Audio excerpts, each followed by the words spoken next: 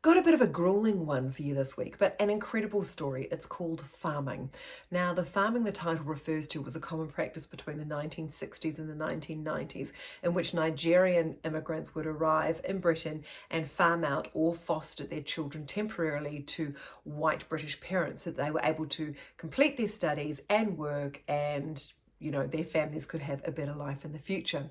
So farming tells the story of Enatan, who was farmed out to a working class family in Tilbury, where his mother, Ingrid, played by Kate Beckinsale, would foster 5 or 6 kids at a time.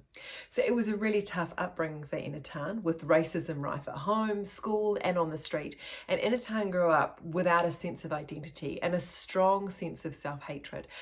When the abuse is as relentless as Enatan's was, it's hard not to start believing the abuse. So as a teenager in the 80s, Enatan is physically and verbally targeted by a white supremacist skinhead gang.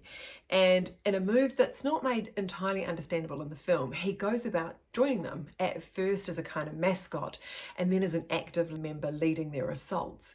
It is an extraordinary story, and one that you might not believe without knowing. It's based on director Adewale Akinnuoye-Agbaje's actual childhood.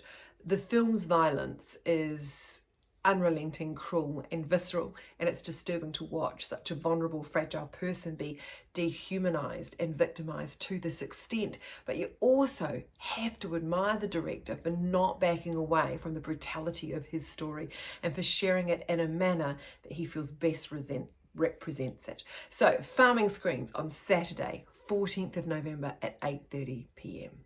I'll see you next week.